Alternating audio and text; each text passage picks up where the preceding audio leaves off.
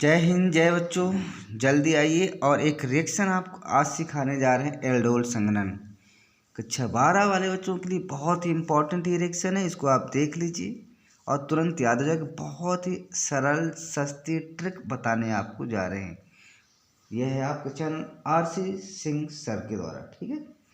Aldol संघनन होता क्या है?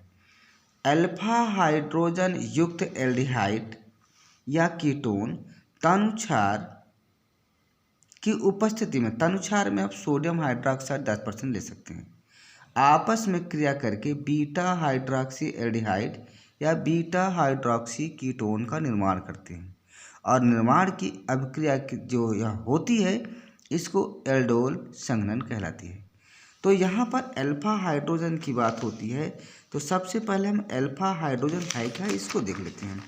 तो अल्फा हाइड्रोजन क्या है? जैसे मान लीजिए कोई उदाहरण है CH3CHO। तो ध्यान रखिएगा जो क्रियात्मक समूह होता है ना, उसके बाद वाला जो कार्बन होता है अगर वह है तो वह अल्फा हाइड्रोजन कार्बन होता है और उससे जुड़ा जो हाइड्रोजन होता है उसको अल्फा हाइड्रोजन परमाणु कहते हैं। तो यहाँ पर देखिए क्रियात्मक समूह आपका CHO एल्डिहाइड है और इससे जुड़ा कार्बन ये है। तो ये जो कार्बन है ये आपका अल्फा कार्बन परमाणु कहलाता है और इस पर जुड़ा जो हाइड्रोजन है वह अल्फा हाइड्रोजन परमाणु कहलाता है। तो यहाँ पर अल्फा कार्बन कितने हैं? 1 और अल्फा हाइड्रोजन कितने हैं? 3। ठीक है बच्चों, अल्फा हाइड्रोजन है 3। मान लीजिए दूसरा एग्जाम्पल अगर आपको मैं दे दूँ, जैसे HCHO। अगर इसमें देखा जाए तो क्रियात्मक समूह तो है आपका HCHO, ये CHO, इसमें इससे जुड़ा कोई भी कार्बन नहीं है, मतलब यहाँ पर अल्फा कार्बन नहीं है और अल्फा कार्बन जब नहीं है तो अल्फा हाइड्रोजन भी नहीं है। अगला एग्जाम्पल देख लेते हैं। मान लीजिए आपके पास ये आ जाए CH3CH2CHO। यहाँ पर देखिए जो क्रियात्मक समूह आपका ये CHO है, CHO तो है लेकिन इसके जस्ट वाला जो कार्बन, इसके तुरंत बाद वाला जो कार्बन है ये अल्फा कार्बन हो जाएगा और इसके बाद जो कार्बन होता है वो बीटा कार्बन होता है। तो इस अल्फा कार्बन पर देखिए 2 हाइड्रोजन परमाणु हैं, अर्थात 2 अल्फा हाइड्रोजन परमाणु हैं और 1 अल्फा कार्बन परमाणु है। तो ये रहा आपका अल्फा कार्बन परमाणु और अल्फा हाइड्रोजन परमाणु। अब यही तो क्वेश्चन में कहा जा रहा है।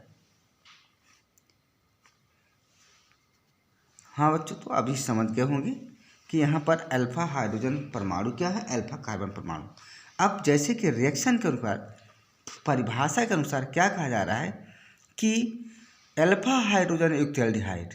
तो चलिए हम कोई एक एग्जाम्पल ले लेते हैं और एग्जाम्पल में क्या है आपका, यहाँ पर देखिए एक हम उदाहरण लेते हैं CH3COCH3 का, ठीक है।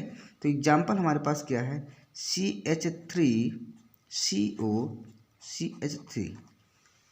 इसको एसीटोन कहते हैं। क्या कहते हैं? तो एसीटोन कहते हैं। अब ये क्रिया करेगा तो क्या बनाएगा, ये क्रिया करेगा तो क्या बनाएगा, बस ये आपको ध्यान रखना है। तो जब ये क्रिया करेगा ना भैया, तो क्रिया करके इसका जो रिएक्शन है ये कुछ ऐसे है। देखिए यहाँ पर क्या बनाता है, यहाँ से ध्यान से देखिएगा, CH3COCH3। एक और बना दीजिए CH3COCH3।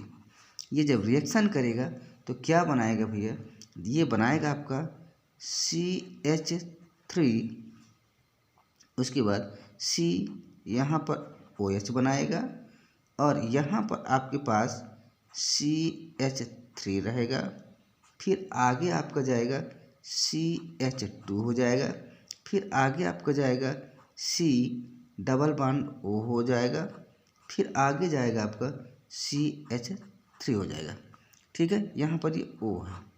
तो अब यहाँ से देख लीजिए आप, यहाँ बन क्या रहा है, ये कीटोन समूह है और इस कीटोन समूह के पास ये अल्फा है, अल्फा के पास बीटा है, बीटा पर हाइड्रोक्सी बन रहा है, तो इसका नाम है beta hydroxy beta hydroxy ketone. और परिभाषा भी तो यही कह रहा था। परिभाषा क्या कह रहा, देखिए कि अल्फा हाइड्रोजन युक्त एल्डिहाइड या कीटोन तनुच्छार की उपस्थिति में आपस में क्रिया करके बीटा हाइड्रोक्सी एल्डिहाइड या बीटा हाइड्रोक्सी कीटोन देते हैं। तो यहाँ बीटा हाइड्रोक्सी, अभी भाई देखिए यहाँ पर ये क्या है, तो ये CO ग्रुप है ना, यहाँ पर आपका अल्फा है, ये आपका बीटा है, और बीटा पर OH लगा है, तो बीटा हाइड्रोक्सी कीटोन है आपका। अब ये आखिर रिएक्शन हुआ कैसे, ये रिएक्शन हुआ कैसे, इसको देखते हैं। इस रिएक्शन को समझने के लिए थोड़ी सी आप ध्यान दीजिएगा, बस बहुत जल्दी आपको बताने जा रहे हैं। तो यहाँ से हम थोड़ी सी लॉन्ग देखेंगे। यहाँ पर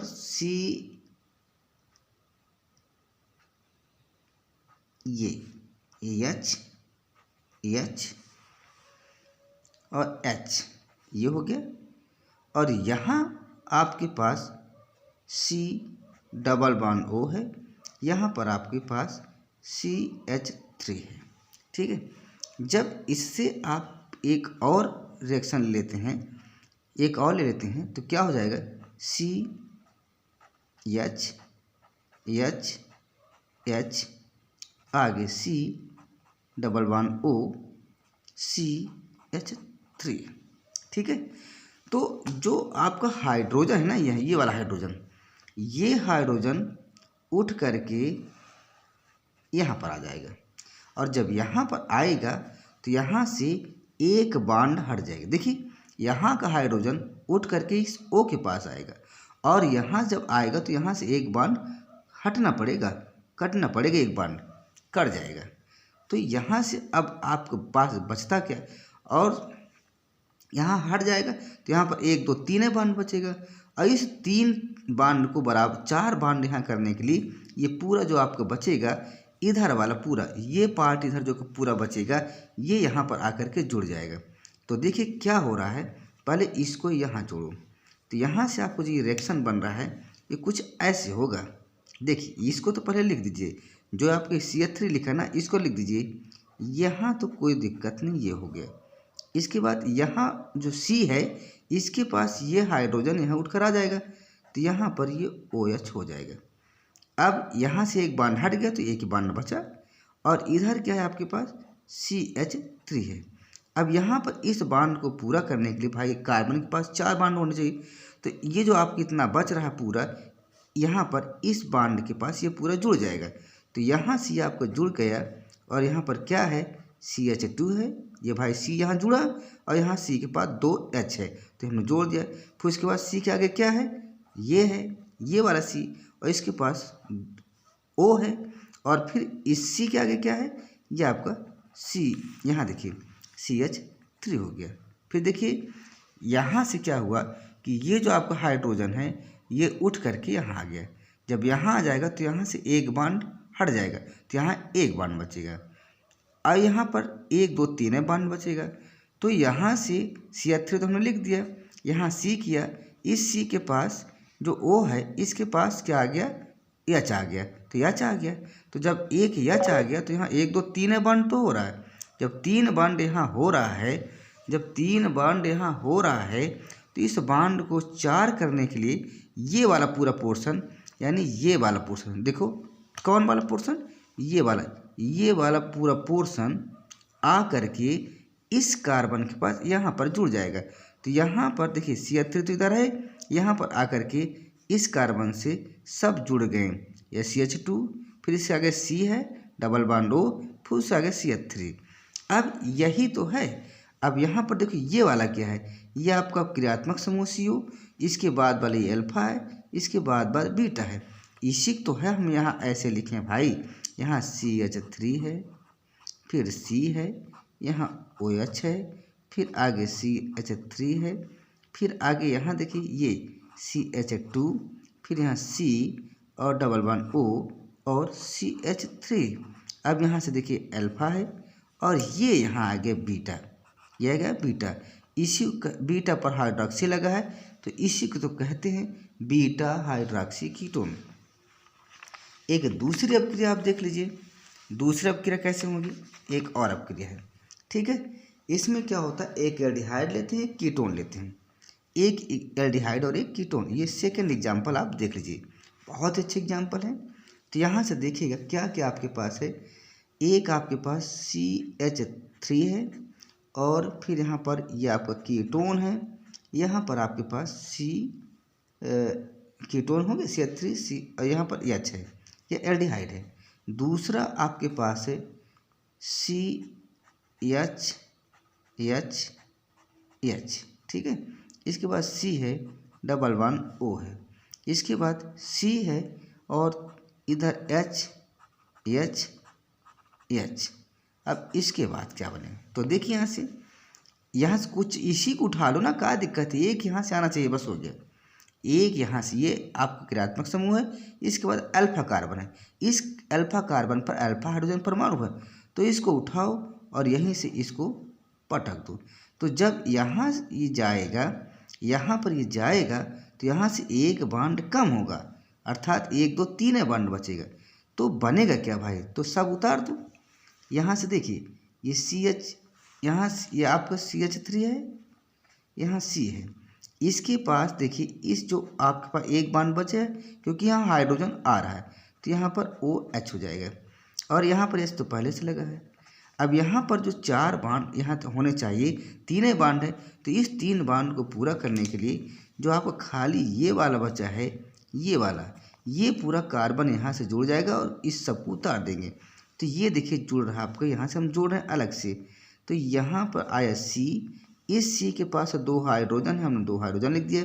फिर इस C के आगे C है, ये लिख दिया, इस C पर डबल बॉन्ड O है, ये हमने लिख दिया। फिर इसके बाद आगे क्या है, C है, उसके पास CH3 है, ठीक है। तो यहाँ पर अब देखिए, यहाँ पर ये आपका क्रियात्मक समूह है, यहाँ पर ये आपका अल्फा है, ये आपका बीटा है। तो यहाँ पर देख लीजिए भैया, यहाँ पर क्या बन रहा है, बीटा हाइड्रोक्सी कीटोन बन रहा है, बीटा हाइड्रोक्सी कीटोन बन रहा है। पर यहाँ एक चीज़ और ध्यान रखिएगा कि यहाँ पर जो हम उत्प्रेरक लेते हैं वो होता है हमारा दुर्बल बेरियम हाइड्रोक्साइड, दुर्बल बेरियम हाइड्रोक्साइड, ये दुर्बल रहेगा, इस बात को ध्यान रखिएगा। यहाँ भी हमने दुर्बल लिखना पड़ेगा क्योंकि हम लिखे नहीं थे, सॉरी इसके लिए। तो ये हो गया भैया आज की क्रियाविधि एल्डोल संघनन का, ठीक है। एक बार फिर से परिभाषा देख लीजिए, ये हमारा एल्डोल संघनन की अभिक्रिया परिभाषा है। अल्फा हाइड्रोजन युक्त एल्डिहाइड या कीटोन तनुक्षार की उपस्थिति में आपस में क्रिया करके बीटा हाइड्रोक्सी एल्डिहाइड या बीटा हाइड्रोक्सी कीटोन का निर्माण करते हैं। यह अपक्रिया एल्डोल संघनन कहलाती है। अपक्रिया आपको बता दिया गया, पहली अपक्रिया यहाँ से कि एसीटोन का लिया गया, दोनों एसीटोन आपको यहाँ लिखा गया और यहाँ पर बेरियम हाइड्रोक्साइड, दुर्बल बेरियम हाइड्रोक्साइड है। तो जब क्रिया होती है तो आपका बीटा हाइड्रोक्सी कीटोन बनता है। अब कैसे बनता है इसकी क्रियाविधि आपको बता चुके हैं। यहाँ पर एसीटोन यहाँ पर है, एसीटोन यहाँ पर है। यहाँ का हाइड्रोजन जो अल्फा हाइड्रोजन है ये उठ कर के इसके पास आएगा, तो यहाँ से एक बॉन्ड खत्म होगा, एक बॉन्ड खत्म हो गया तो केवल 3 बॉन्ड बचेगा। तो यहाँ से हमने उठा कर ये CH3 तो हमने यहाँ लिख दिया, यहाँ का CH3 यहाँ CH3 लिख दिया, इसके पास हम इस C के पास OH जोड़ दिया और यहाँ CH3 लिख दिया। अब इस C के पास 3 बॉन्ड बचा था, तो इस 3 बॉन्ड को 4 बॉन्ड करने के लिए ये पूरा यहाँ से आ करके इसमें सब जुड़ जाएगा और आपका एक एग्जाम्पल के रूप में बन गया अल्फा बीटा, ये बीटा पर OH लगा है, बीटा हाइड्रोक्सी एल्डिहाइड है। इसी प्रकार सेम प्रोसेस यहाँ भी था। तो ये एल्डोल संघनन के बनने का अभिक्रिया है और क्रियाविधि। वीडियो अगर अच्छी लगे तो शेयर करिएगा, सब्सक्राइब करिएगा। धन्यवाद। जय हिंद, जय भारत।